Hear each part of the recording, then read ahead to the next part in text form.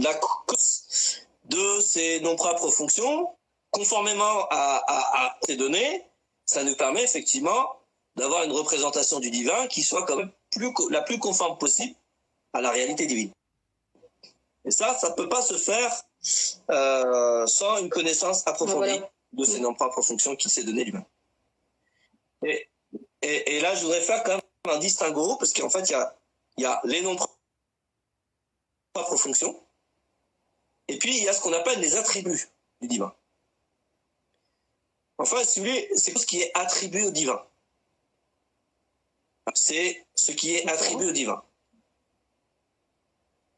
Et dans ce sens-là, toute fonction, ou tout non propre fonction, est forcément attribut. Mais tout attribut n'est pas forcément non propre fonction du divin. Dans les attributs, on a notamment les verbes. Les verbes qui sont attribués à Allah. Dans les attributs, il y a les verbes qui sont attribués à Allah dans le Coran, c'est ça? D'accord. Exactement. Donc les verbes qui sont attribués, les verbes d'action, ce sont des attributs du divin. Mais tous les attributs ne sont pas des fonctions, ne sont pas des noms.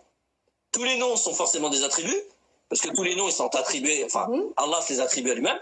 Par contre, tous les attributs, notamment les verbes d'action, ne sont pas forcément des noms propres fonctions. Et déjà, donc là, il y a une distinction à faire.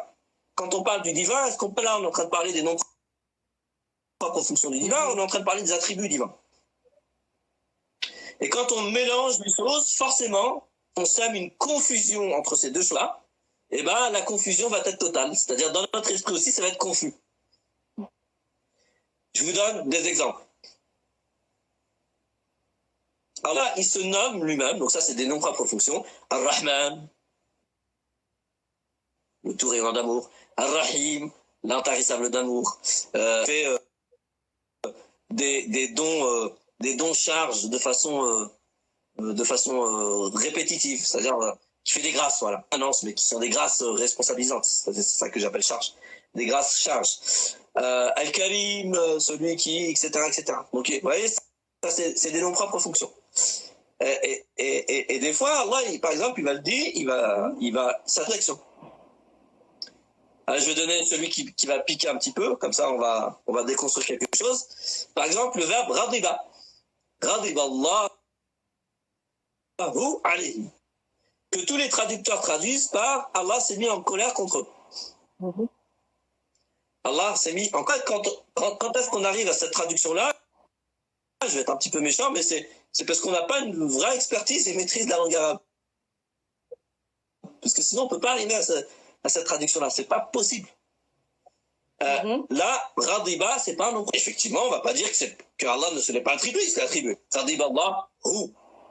Donc là, genre, le sujet du verbe, c'est bien Allahu.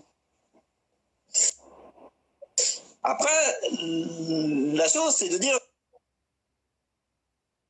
mais ce verbe-là, qu'est-ce qu'il veut dire dans la langue arabe? Est-ce qu'il renvoie à la notion de colère, ou c'est que finalement la colère est un sens impliqué? Si vous voulez, en langue arabe, il y a quelque chose d'intrinsèque. D'accord? Intrinsèque, c'est-à-dire qui sont intrinsèquement dans la lettre, les sens que la lettre, elle porte de façon intrinsèque et essentielle, et puis ce que moi j'appelle les sens impliqués. Ce que ça va impliquer dans le monde des hommes, donc, etc., etc. Pardon. Donc si vous voulez, le verbe... Les sens intrinsèques et le sens impliqué? C'est ça? Impliqué. D'accord. Oui, c'est-à-dire, le sens impliqué, c'est qu'est-ce que ça va donner dans tel contexte. Qu'est-ce que ça peut donner d'ailleurs en réalité? Qu'est-ce que ça peut donner dans tel texte? Je vais dire avec la racine radiba, comme ça va être clair. Radiba, son sens intrinsèque, ça ne veut pas absolument pas dire la colère. Son sens intrinsèque, c'est la notion de rudesse, de rugosité. Son sens intrinsèque, c'est une forme de privation ou d'absence, de douceur, donc qui se matérialise par une rudesse et une rugosité. Ça, c'est le sens intrinsèque. Les Arabes du mot coranique vont l'utiliser, par exemple, lorsqu'ils parlent d'une pierre qui est rude et qui est rugueuse, plutôt. Ça, c'est le sens intrinsèque. Après, colère, par rapport aux humains, quant à la dimension émotionnelle de l'humain, qu'est-ce que ça peut donner dans le sens? Ouais. Donc c'est un sens impliqué qui nécessite deux contextes. C'est l'humain par rapport aux émotions. Là oui, effectivement, un des sens possibles, c'est la notion de colère. C'est la notion de colère. Mais ça, c'est impliqué qui n'est vrai que dans ce contexte-là. Pour les humains, ou pour les êtres, on va dire, allez, pour les êtres, comment on pourrait dire ça? Pour les êtres doués d'émotions. Pour les êtres doués d'émotions, un des sens possibles, c'est pas exclusif, pour les êtres, c'est la colère. Donc, ouais, ce que je disais, pour les êtres doués d'émotions. C'est la colère, parce qu'en fait, pour les êtres doués d'émotions, ça peut. Parce qu'en fait, ils voient ça par rapport à eux, à leurs émotions, donc ils en déduisent que c'est de la colère. D'accord. Voilà. C'est-à-dire, si on essaie de regarder la racine radaba eu égard au prisme des êtres qui sont doués d'émotions, et bien, effectivement, ça peut renvoyer à l'émotion colère. Donc, vous voyez bien que quand on dit Radib Allah, Allah s'est mis en colère contre eux, qu'est-ce qu'on fait là? On comprend le divin à la lumière de l'humain, ce qui n'est pas possible. Ce qui est une impossibilité de par quoi? Et je vous dis tout à l'heure, c'est quoi le critère? Il y a une impossibilité, non pas que rationnelle, c'est une impossibilité qui est liée à la figure de perfection divine. Parce que c'est quoi une émotion? C'est une réaction vis-à-vis d'une situation. Ça veut dire que c'est la situation qui, comment dire ça, qui va nous faire changer d'état. Et donc, quand on est en colère, quelque part, on subit. Il y a une forme de... On est l'objet, finalement. C'est comme si on était l'objet de la situation. Parce que la situation a nous changé d'un état, allez, je dirais n'importe quoi, neutre ou joyeux, à un état, si vous voulez, être l'objet de quelque chose, ça c'est en contradiction avec la figure de perfection. Ça coupe beaucoup là. La figure de perfection est toujours agente. Ça coupe beaucoup. Là, donc reprends là, ce que tu viens de dire, s'il te plaît. Ouais, je vais essayer, je suis vraiment désolé, pourtant tout est coupé, mais bon. Qu'est-ce que je disais? Je disais quoi? Je me rappelle plus. Tac. Oui, je disais, donc, quand on traduit Radib Allahu, qui est bien une formule coranique, Radib Allahu alayhim en plus, et la particule alayhim est très importante, comme étant Allah se met en colère, qu'on est en train de faire une traduction à la lumière. Ouais, donc, on va comprendre Allah, du radab, à la lumière de ce qu'on peut comprendre chez les humains. Et ça, c'est un drame, en fait. C'est un drame parce que du coup, on va se faire une représentation du divin, non pas qui est conforme à la manière dont Allah se donne à être connu, se décrit lui-même, mais à la lumière de ce qu'on connaît chez les humains. Et c'est bien pour ça, en réalité, qui sont en colère contre Allah. En réalité, ils ne sont pas en colère contre Allah, ils sont en colère contre l'humain. C'est-à-dire ils sont en colère contre ce qui est capable de produire l'humain en termes voilà, on va dire de horrible et atroce et épouvantable, tout ce que vous voulez en fait, comme je dirais comme qualificatif. Comme la fin dans le monde, par exemple. Qui peut créer. Voilà. Si Dieu il était miséricordieux ou quoi, il n'y aurait pas de la fin dans le monde, par exemple. S'il y avait un Dieu, il n'y aurait pas de fin dans le monde. Voilà. Exactement. Exactement. Voilà. Et, vous voyez, cette phrase-là, effectivement, il est où le non-dit? C'est que, si divin il y a, il est forcément à l'image de l'humain. Pourquoi il y a de la fin dans le monde? C'est parce qu'en fait, les humains... J'ai dit que le non-dit dans cette phrase-là, oui, je suis d'accord avec toi, le non-dit, c'est bien que si divin il y a, ce divin est forcément à l'image de lui-même. Parce que s'il y a des gens qui meurent de faim dans le monde... Ouais, exactement. Voilà.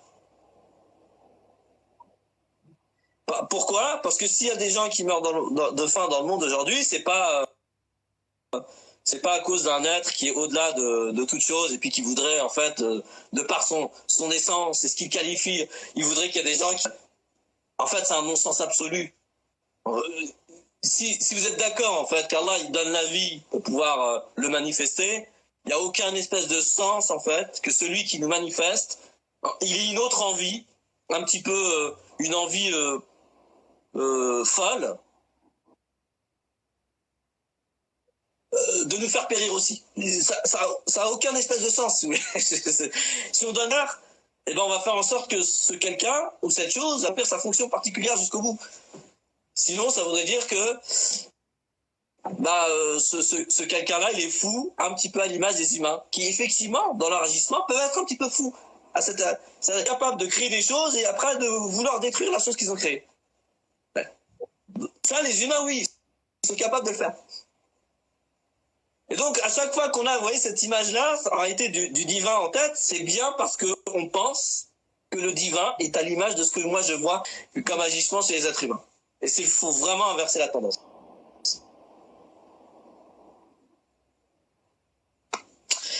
Donc le radab, c'est un attribut. Alors attends. Du divin. On n'a pas entendu le. On m'a dit, c'est quoi le radab, c'est quoi?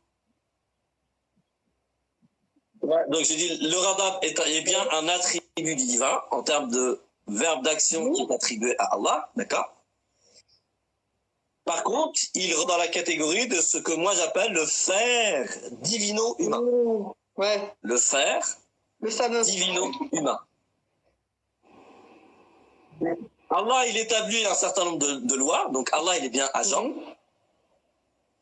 Il établit des lois, notamment la loi du radab, qui a pour vocation quelque chose d'éminemment positif, sauf que juste que des fois, si vous voulez, du Seigneur et le chemin de l'amour inconditionnel du divin, des fois, ils sont impénétrables. C'est-à-dire qu'Allah, il prend des chemins un petit peu détournés, ou en tous les cas, des chemins qui ne sont pas de prime abord, lorsqu'on n'a pas une vision totalement rahmanique de la chose, qui sont négatifs. Mais les lois qu'Allah il a établies, qui sont de l'ordre du faire divino-humain, ont toutes pour vous de permettre à l'humain de cheminer et de s'élever en degrés. C'est juste que des fois, en fait, l'humain n'arrive pas à voir en quoi. Mais c'est pas parce qu'on n'arrive pas à en voir en quoi quelque chose est quelque chose que cette chose n'est pas cette chose-là. Vous voyez ce que je veux dire? Bah oui, c'est pas parce qu'on n'arrive pas à voir en quoi cette pluie elle est salvatrice qu'elle ne l'est pas. Je veux dire, la chose n'est pas ce qu'on voit d'elle, la chose est ce qu'elle est. Et des fois, c'est bien un problème de vision, c'est-à-dire qu'on n'arrive pas à voir la chose telle qu'elle est. Et donc, on pense que la chose est ce qu'on voit. Non, la chose n'est pas ce qu'on voit. La chose, elle est ce qu'elle est. Et tout l'objectif, justement, du cheminement, c'est d'arriver à voir ce qui est vraiment, ce que sont vraiment les choses. Et quelles sont leurs fonctions positives. Voilà, exactement ce qu'il y a derrière. Donc, le radab, comme tous les autres fers divino-humains, en réalité, ce sont des lois qui sont établies par Dieu, que l'humain va déclencher ou non de ses propres mains, d'accord, et qui ont vocation, de façon surprenante et un petit peu mystérieuse, de nous permettre, comment je pourrais dire ça, de gagner en degrés, notamment, de monter en niveau de conscience quant à ce qu'on pourrait appeler l'amour du divin à notre égard. D'accord. Et je rappelle, l'amour, c'est pas de l'attachement, c'est pas de l'affection. L'attachement, c'est de l'attachement, de l'affection, c'est de l'affection. Non, là, l'amour, on parle de quelque chose qui est au principe même de toute vie. Ouais. L'amour avec un grand A, d'un point de vue, j'ai envie de dire, coranique. L'amour, d'un point de vue coranique, c'est ce qui est au principe de la vie. On a dit tout à l'heure que la vie, nous sommes vivants pour quoi faire? Pas pour manger, boire, se reproduire, ça les autres animaux le font. Non, nous sommes ici pour manifester le divin. Ouais, c'est-à-dire remplir une fonction, et à travers cette fonction, cette mission qui est la mienne, qui est la vôtre, qui est celle de chacun d'entre nous, on va pouvoir manifester une facette du divin. Donc un de ces noms attributs là. Ouais, donc il y en a un qui va pouvoir être... Exactement. On parle de ces noms propres fonctions qui sont aussi des attributs. On parle pas des attributs qui ne sont pas des fonctions. Effectivement, on parle des noms propres fonctions qui sont aussi des attributs. On ne parle pas des attributs qui ne sont pas des noms propres fonctions. Comme le radab. Ah oui, parce que, si vous voulez, l'enseignement prophétique, c'est de ne pas se mettre en colère. Ouais. C'est pas de se mettre en colère. Vous êtes d'accord? Il y a tout un travail à faire sur soi, notamment sur la partie égotique illusoire du soi, du moi, parce que c'est l'ego qui se met en colère, hein, c'est l'ego illusoire qui se met en colère. Ouais. Donc il y a tout un travail à faire, et d'ailleurs dans l'enseignement prophétique, il y a une personne qui est venue voir le prophète sallallahu alayhi wa sallam, il lui a demandé un conseil, il lui a dit, te mets pas en colère. Il a cru que c'était facile, il dit, ça c'est bon. Il a dit, te mets pas en colère. 3 fois, il lui a répété. Donc, donc l'attribut n'est pas quelque chose qu'il faut forcément mettre en œuvre. Contrairement à la fonction, aux noms propres fonctions divins qui, eux, sont tous à comprendre, à connaître et à mettre en œuvre. C'est-à-dire à manifester dans le monde. Donc, il y en a un, par exemple, qui... Donc, les noms propres... Moi, j'allais dire, il y en a un, par exemple, qui va être rahmanique, on va dire. L'autre, il va être généreux. Enfin, voilà, c'est ça. C'est ça qu'il va falloir manifester. Exactement. Il y a quelqu'un qui va manifester Allah en tant que Karim, il y en a en tant que Rahim, il y en a qui va le manifester en tant que Jabbar, qui ne veut pas dire contraignant, qui veut dire tout autre chose. Il y en a qui va le manifester en étant Alim, il y en a qui va le manifester en étant tous les noms propres fonctions du divin. Et quand on regarde en réalité, tous les noms propres fonctions du divin procèdent de la vie. Ils sont tous au service finalement de la vie. Ils sont tous au service de la vie. C'est ça? D'accord. Ouais. Ah bah oui. Donc là, c'était juste une petite parenthèse. On pourrait faire un live juste là. Là finalement, alors comment il faudrait traduire Radiballahu si on ne peut pas le traduire par Allah se met en colère? Allah est poussé contre eux. Comment on fait pour le traduire ça? Bon, ça pourra faire l'objet d'un live. Et ça nécessite un live complet parce que c'est pas des notions faciles, notamment eu égard à ce qu'on peut entendre dans plein de discours différents, et puis que finalement il y a presque, c'est pas un consensus, mais on a l'impression qu'il y a personne qui relève en fait cette erreur de traduction, et je persiste dessus. C'est une vraie erreur de traduction de dire ça. En réalité, c'est une monstruosité de dire ça, de dire qu'Allah se met en colère. Le divin se met en colère. Oui, en fait, oui. C'est-à-dire que les états du divin peuvent changer l'humain. Ça veut dire que nous avons finalement, nous pouvons porter atteinte à l'état divin. Non, c'est pas dans ce sens-là que ça marche en fait. C'est pas dans ce sens-là que ça marche. Donc ça, c'était juste pour que ça soit clair en fait, nom propre fonction. Et il y a une vraie différence entre les deux, il ne faut pas confondre les deux, et ensuite il faut comprendre comment ça fonctionne les attributs du divin.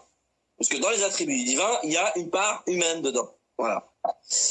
C'est donc ce que j'ai dit. C'est-à-dire qu'en fait, il y a déjà des lois. Maintenant, les noms. Pardon. Parce qu'en fait, moi, je suis techno, donc je suis un petit peu au courant, mais tout le monde peut-être que tout le monde ne comprend pas. Donc en fait, il y a déjà des lois qui sont établies, déjà préétablies. Ouais. Donc, si tu fais telle chose, ça va déclencher telle chose. Voilà. Ouais. Et donc c'est ça. Donc le radab, il rentre là-dedans en fait. Complètement. C'est ça, hein? D'accord. Oui, complètement. Oui, par exemple, on va dire, allez, le radab, c'est la loi de privation de rahma. La rahma en tant qu'amour inconditionnel, qui est le principe de la vie. C'est une loi qui est établie par Dieu. Vous allez me dire, mais attends, c'est quoi cette marque d'amour? Comment ça, il nous prive d'amour? Bah oui, parce que dans la privation, il faut essayer de voir quelle est la fonction positive de la privation d'une chose. Quand vous êtes privé de quelque chose, ça crée quoi, et on va aller chercher encore plus. Voilà, donc au-delà de la frustration, ça crée le désir d'avoir la chose. Quand vous êtes privé d'eau, quand vous vous privez de nourriture, au bout d'un moment, ça crée le désir de la nourriture et de l'eau. Quand vous êtes privé de quelque chose qui vous est cher, au bout d'un moment, vous allez quoi? Vous allez avoir un désir ardent, brûlant de cette chose-là. Et des fois, en fait, l'humain, il est ce qu'il est. C'est-à-dire que le seul canal pour qu'il puisse se rendre compte de la valeur d'une chose, c'est qu'il en soit privé. Enfin, on a la tradition prophétique. Il y a des choses auxquelles on ne fait pas très attention, mais lorsqu'on en est privé, c'est là où on reconnaît la valeur. Par exemple, la santé. Quand on est en bonne santé, tout va bien. on passe pas 24 heures sur 24 à dire, ah waouh, Dieu soit loué, je suis en bonne santé. Mais quel bienfait cette santé. Non, c'est quand on la perd, quand on est privé de la bonne santé, c'est là on se dit, ça a beaucoup de valeur. Le temps, si. On n'est pas forcément en conscience, tu vois, de la valeur du temps. Quand est-ce qu'on s'en prend compte? Et notamment, quand on sent que c'est bientôt la fin, là, on se rend compte, en fait, de la valeur, en fait, du temps passé. Donc, des fois, c'est un des canaux que le divin utilise, c'est pas le seul, attention, hein, mais c'est un des canaux, c'est une privation, pas pour priver, pour châtier, non, pour créer, susciter le désir. C'est-à-dire, et ça passe par 2 étapes. Ça permet à la personne de se rendre compte de la valeur de la chose dont il a été privé. Et ensuite, ça crée un désir ardent. Et le désir ardent, l'intérêt du désir ardent, c'est que la seule chose qui peut l'éteindre, si vous voulez, ce désir ardent, ce feu ardent... La seule chose qui peut éteindre ce feu ardent, c'est l'acquisition de la chose. Retrouver la chose. Exactement, de retrouver la chose. Donc quand on lit cette loi du radab de ce point de vue-là, c'est-à-dire qu'effectivement, il y a des humains qui se rendent pas compte qu'Allah les aime. Conscience de l'amour du divin à leur égard. Et pour ces personnes-là, des fois, le seul canal pour qu'ils puissent s'en rendre compte et puis finalement désirer cet amour, désirer le ressentir d'eux-mêmes, c'est de les en priver. Alors, de façon momentanée.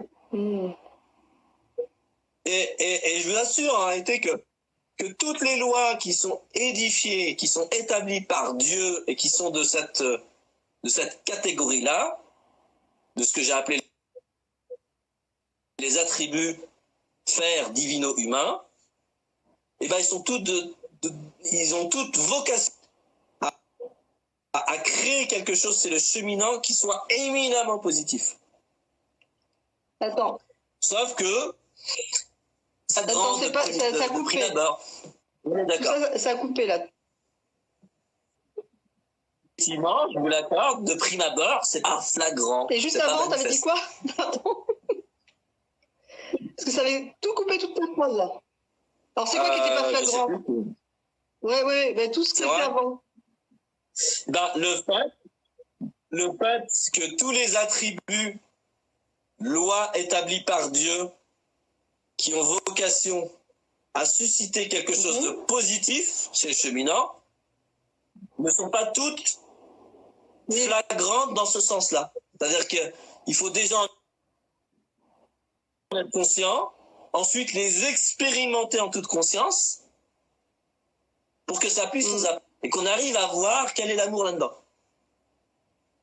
Parce que finalement, c'est un acte d'amour qui est juste incroyable. Le fond avec l'enfant, j'assure que les parents, de façon très intuitive, ils pratiquent cette loi du radab. Ouais, c'est bon. Ouais, complètement. Mais d'accord. Ils la pratiquent non pas pour châtier et punir leur enfant, non. C'est pour susciter chez l'enfant ce retour, cette prise de conscience, cette reconnaissance que finalement ils baignent dans l'amour de leurs parents. Mais des fois, il n'y a que la privation qui leur permet de s'en rendre compte. Et donc, les attributs du divin qui sont de cet ordre-là, c'est-à-dire qui ne sont pas de prime abord positifs, en réalité, ont tous une vocation éminemment positive. Et ça passe par un très général, et après, l'expérimenter, loi par loi, ça coupe. Attribut par attribut. Excuse, ça coupe. Ah mince. Donc j'ai deux étapes, voilà, c'est la prise de conscience, ok. Et la deuxième, c'est l'expérimenter, c'est-à-dire essayer d'avoir ce réflexe lorsqu'on est éprouvé dans nos vies. Dieu sait qu'on est éprouvé tous les jours pratiquement. Ce réflexe de dire là, c'est quoi la fonction positive de l'épreuve que je suis en train. Souvent les épreuves, on est éprouvé quelque chose. Hein. Donc c'est quoi que je suis en train de vivre? Non, mais là, tu dis, et c'est quoi là? Et après, c'est quoi le mot? Je n'ai pas compris. Ah, voilà. J'ai dit, l'idée, c'est d'avoir ce réflexe, lorsqu'on vit une épreuve, d'essayer de se dire, c'est quoi la fonction positive de cette épreuve? Ou, il n'y a rien qui est passé dans cette là. épreuve, donc, quand tu vis une épreuve, c'est quoi la fonction en fait de l'épreuve, c'est ça, non? Exactement, la fonction positive. Donc s'interroger, essayer de l'avoir. Complètement. Bah oui. Ok. Bah ça c'était juste un point là-dessus, quoi, c'est-à-dire la différence entre les noms propres profonds attributs divins. Donc, on peut pas dire que... donc là, nous on va parler des noms propres. On peut pas dire que les châtieurs, par exemple. Oui. Et que c'est pas un de ces noms propres. Non. Alors pourquoi on peut pas le dire? Parce que lui-même se présente pas comme ça. Exactement. C'est pas une fonction divine de punir les gens, de quelque chose de négatif sur les gens. Vous trouverez pas, je vous mets au défi de trouver un nom propre fonction du divin. Un nom propre, hein, je parle, pas attribut. Un nom propre fonction du divin qui a une seule connotation négative. Vous trouverez pas. Parce que, on a dit, les noms fonctions du divin participent de la figure de perfection divine. Donc, participent du beau et de l'harmonie. Donc, quand il y a du négatif, pardon. Donc, quand il y a du négatif, en fait, ça veut dire que c'est une loi que l'humain a lui-même déclenchée. Complètement. Il a lui-même déclenché et en fait, ça a une fonction positive derrière pour lui faire retrouver en fait cet amour divin, et donc il faut qu'il trouve c'est quoi la fonction divine positive en fait. Ok. Ouais. Complètement. Ouais. C'est très bien résumé. Ça fait un petit moment que je te suis. Pour ça. Je suis imprégnée là maintenant. Non, mais quand on a compris ça, je vous assure, quand on a compris ça, je vais partager quelque chose de personnel. Moi, quand j'ai compris ce que je viens de vous dire, là, ça a changé ma vie. Bien évidemment que moi aussi, j'ai grandi avec ça. Quand j'ai fait mes études, on va dire, traditionnelles et orthodoxes et classiques, j'avais ces images-là, qu'effectivement, ce qui pouvait éteindre la colère d'Allah, c'est par exemple si tu fais une sadaqa le vendredi. Ouais, il y avait cette notion-là. Mais quand j'ai compris ça, c'est-à-dire quand je suis retourné à la lettre coranique, et Allah m'a fait la grâce de pouvoir comprendre ça, je suis sûr que ma vie, elle a changé du tout au tout. Et comme ça a changé... Et je peux le dire aujourd'hui, j'allais dire comme ça a changé la vie de tous ceux qui suivent maintenant tes enseignements, à partir justement de la lettre coranique. J'espère. Donc, si vous avez compris ça, franchement, le reste, c'est du détail. Vous avez compris l'essentiel. Et ça, ce que je vous dis, c'est vraiment la pédagogie coranique dans l'accessibilité à un sens qu'on pourrait donner à Allah. Ouais.